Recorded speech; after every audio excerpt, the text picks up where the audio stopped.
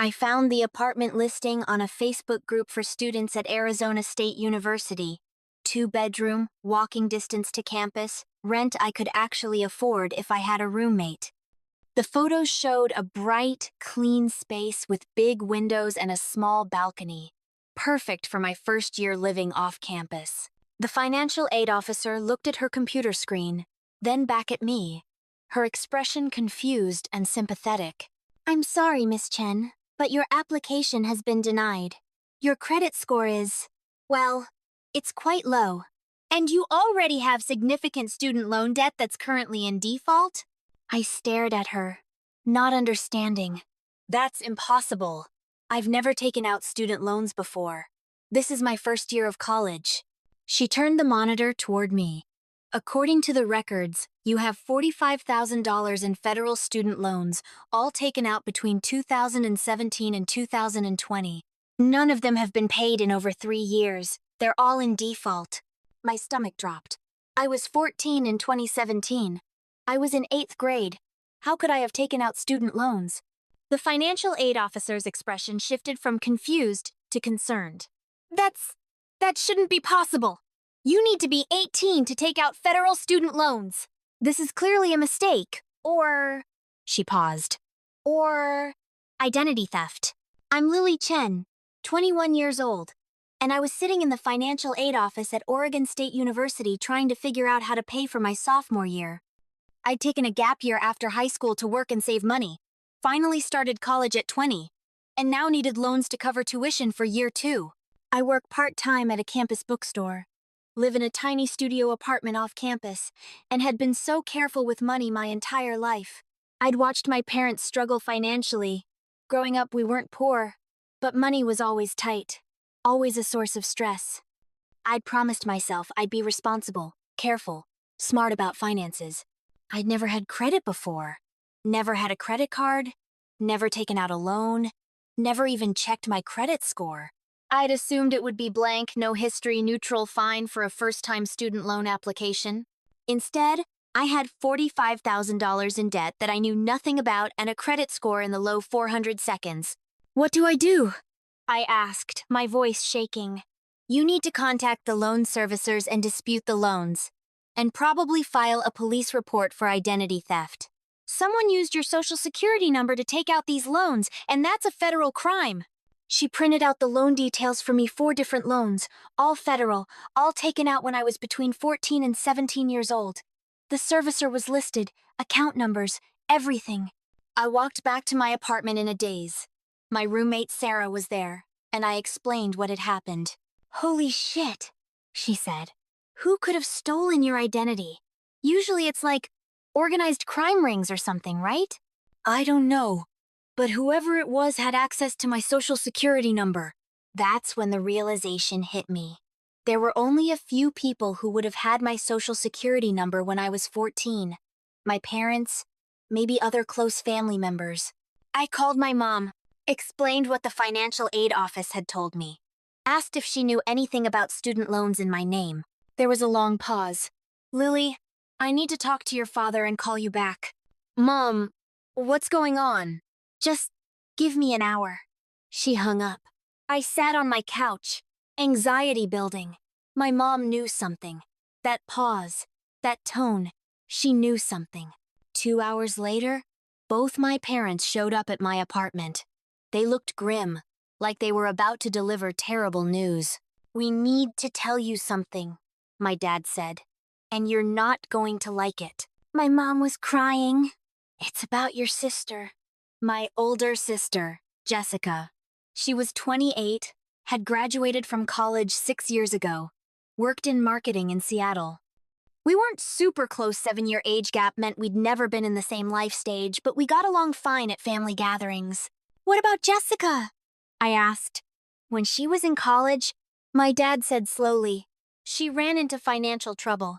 She'd already maxed out her own student loans, but she needed more money to finish her degree. She was desperate." My stomach sank. I knew where this was going. "She asked us if she could take out a loan in your name," my mom said, crying harder now. "Just one loan, just enough to finish her senior year." She promised she'd pay it back before you needed to apply for college yourself.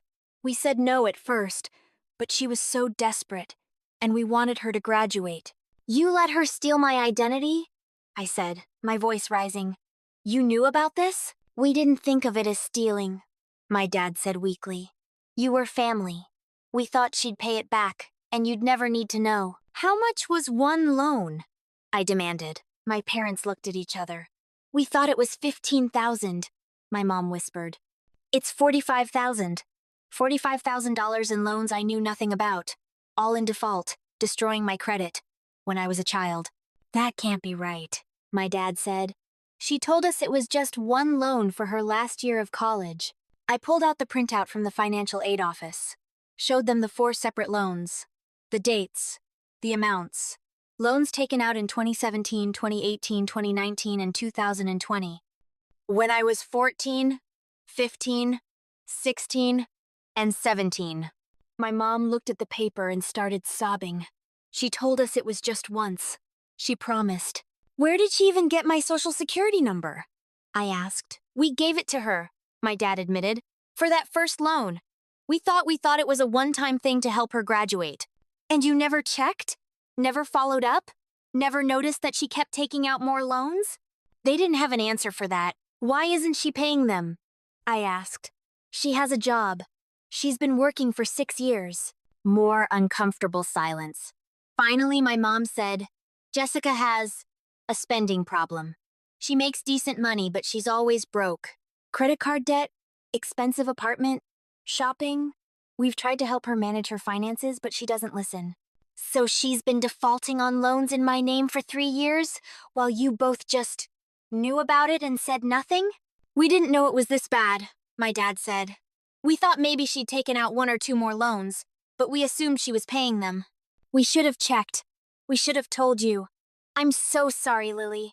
I felt rage building. My own parents had helped my sister commit identity theft against me, had known about it for years.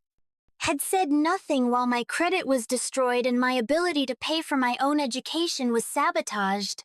You need to call Jessica, I said coldly. Right now. Put her on speaker. My mom called. Jessica answered cheerfully. Hey, Mom. What's up? Jessica, we're here with Lily. We need to talk about the student loans. Jessica's tone changed immediately.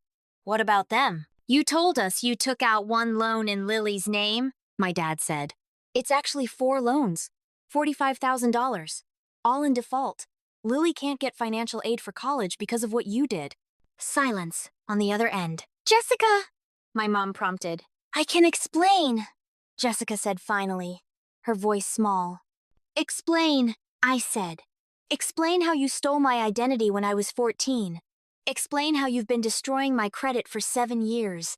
Explain why you're not paying loans that you took out.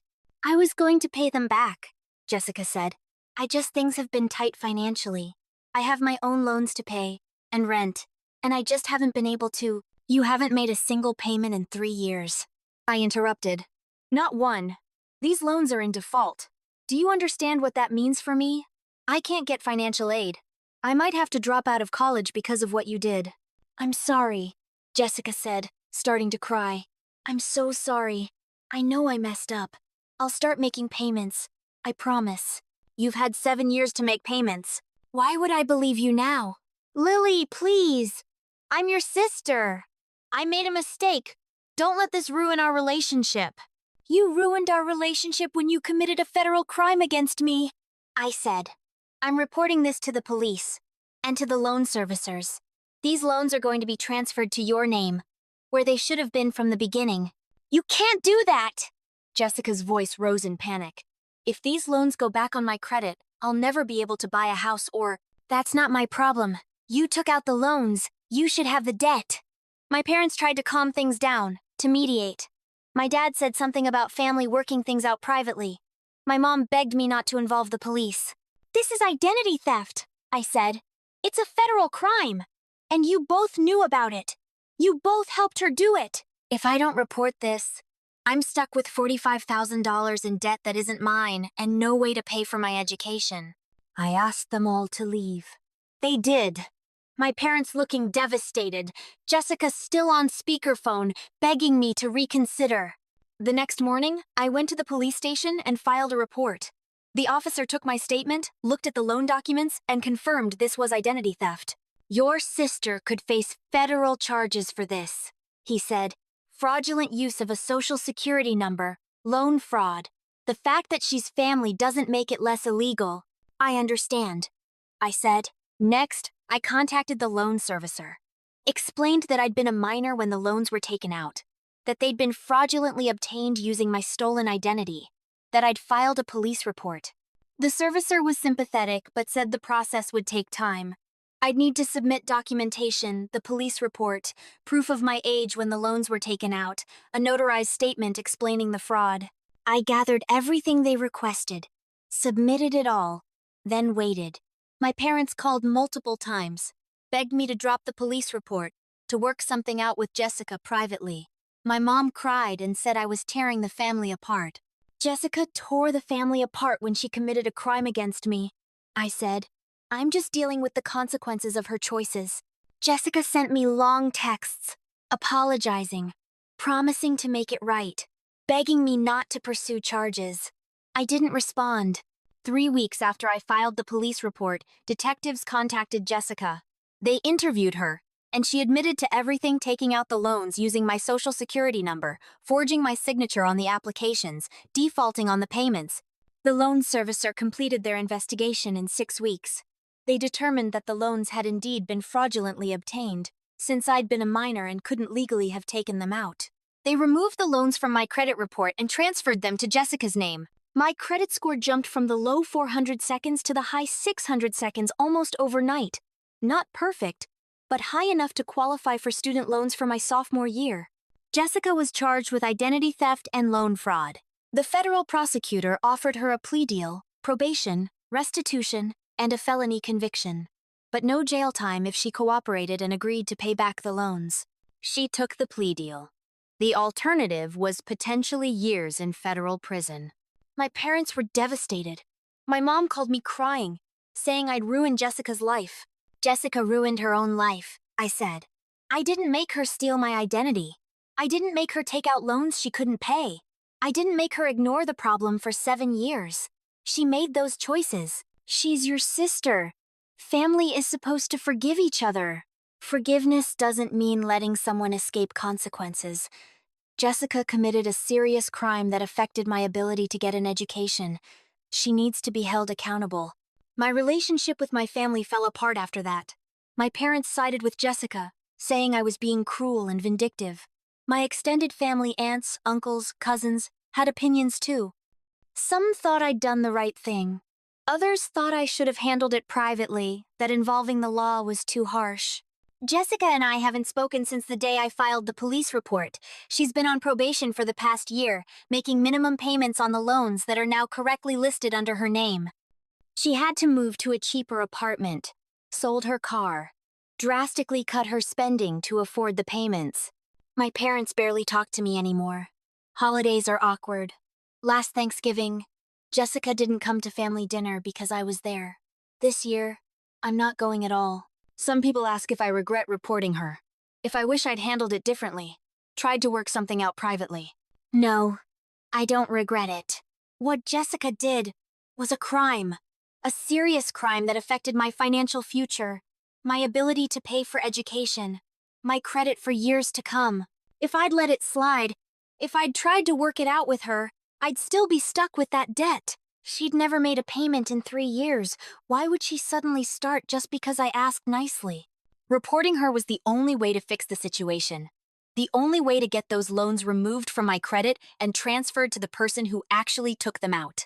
I'm 22 now, finishing my sophomore year at Oregon State.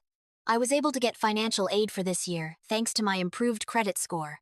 I'm working part-time and taking out reasonable student loans that I know I'll be able to pay back. Jessica is still on probation, still making loan payments that will take her decades to pay off, still angry at me for ruining her life by reporting a crime she committed. I don't feel bad about that. Actions have consequences. She stole my identity when I was a child, took out massive loans I knew nothing about, destroyed my credit, and threatened my ability to get an education. She deserved to be reported. She deserved the charges. She deserved to have those loans transferred back to her name. And I deserved to be able to pursue my education without being saddled with debt I didn't create. My parents still don't understand why I couldn't just work it out with Jessica. They think I prioritized money over family. But it wasn't about money. It was about justice. It was about refusing to be victimized by someone who thought family loyalty meant I'd stay silent while she destroyed my financial future. If someone, even a family member, steals your identity, report it. File a police report. Contact the credit bureaus. Dispute the fraudulent accounts. Don't let guilt or family pressure make you absorb the consequences of someone else's crime. Family doesn't mean tolerating criminal behavior. It doesn't mean sacrificing your future to protect someone who hurt you. Jessica made her choices. I made mine. She chose to commit identity theft. I chose to hold her accountable. Those were both our decisions to make. And I'd make the same choice again. My education is more important than protecting someone who stole from me. My future is more important than preserving a relationship with someone who sabotaged me. And my integrity is more important than staying silent about a crime just because the criminal was my sister. That's the lesson I learned through all of this. That sometimes doing the right thing means losing people you love. That sometimes justice means family members facing consequences. And that's okay, because protecting myself, my future, and my ability to build a life isn't selfish. It's survival. Jessica is still my sister. But she's also someone who committed a federal crime against me and would have let me suffer the consequences if I hadn't fought back. I can't have a relationship with someone like that, even if we share DNA. So I don't. And I'm okay with that. My life is moving forward. I'm in school, I'm building my future, and my credit is slowly recovering. Jessica's life is harder now, because she's finally facing the consequences she should have faced 7 years ago. That's not my fault. That's hers. And I refuse to feel guilty about it. I've started volunteering with a student advocacy group on campus now. We help students navigate financial aid issues, and I specifically work with students who've been victims of identity theft. It's more common than people think. Family members stealing identities, usually parents or siblings who think they can get away with it because it's family. I tell my story to other students who are going through similar situations. I show them that reporting family members for identity theft isn't cruel or vindictive, it's necessary. It's the only way to protect your future. Last month, I helped a freshman whose mother had taken out credit cards in her name when she was 16. The girl was terrified to report her own mother, scared of tearing the family apart. I sat with her while she filed the police report, held her hand while she cried, reminded her that her mother's choices created this situation, not hers. She thanked me afterward, said knowing someone else had been through it and survived made her feel less alone. That's why I share my story now. Not for sympathy or attention, but because other people need to know they're not alone. That reporting family members who commit crimes against you is okay. That protecting your future doesn't make you a bad person. Jessica sent me an email last week. First contact in over a year. She said she's in therapy now, working on her spending issues and taking responsibility for her choices. She said she understands why I reported her, that she deserved the consequences. She didn't ask for forgiveness, didn't ask to rebuild our relationship, just acknowledged what she'd done and said she was trying to be better. I don't know if I believe her. I don't know if therapy and probation will actually change her behavior long term, but it's something. I didn't respond to the email. I'm not ready for contact with her. And I might never be. The damage she did was too extensive, too fundamental. She didn't just steal money, she stole my trust, my sense of security, my belief that family members would protect me rather than victimize me. That's not something that gets fixed with an apology email. Maybe someday we'll have a relationship again. Maybe in 10 or 20 years. After she's paid off those loans. After I've built my career and my life. After enough time has passed that the betrayal doesn't feel so raw. Or maybe we won't. Maybe this is how our relationship ends, with a police report and a felony conviction and decades of loan payments. I'm okay with either outcome. Because what matters most isn't having a relationship with Jessica. What matters is that I stood up for myself. that I refused to be a victim, that I prioritized my future over family pressure. My parents might never forgive me for that. Jessica might spend the rest of her life resenting me. Extended family might always think I was too harsh, too unforgiving. But I know I did the right thing, and that's enough. I have friends who support me, professors who believe in me, a future that's mine to build, free from debt I didn't create and credit damage I didn't deserve.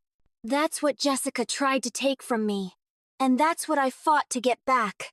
Every time I doubt whether I should have reported her, I remember sitting in that financial aid office, being told I had $45,000 in defaulted loans, realizing I might not be able to continue my education because of someone else's crime. That memory makes the choice clear. I did what I had to do. I protected myself the only way I could. And I'd do it again without hesitation. Because some things are more important than family loyalty. Like justice. Like accountability. Like refusing to let someone destroy your life just because you share DNA. Jessica learned that lesson the hard way. My parents learned it too. And I learned that I'm strong enough to stand up for myself even when everyone I love is telling me not to. That's the real ending to this story. Not the police report or the felony conviction or the loan transfer. The real ending is me. At 22, building a life on my own terms, free from the debt someone tried to saddle me with, stronger and more certain of who I am. That's what Jessica's crime inadvertently gave me. Not just my credit back, but proof that I could fight for myself and win. And that's worth more than any family relationship.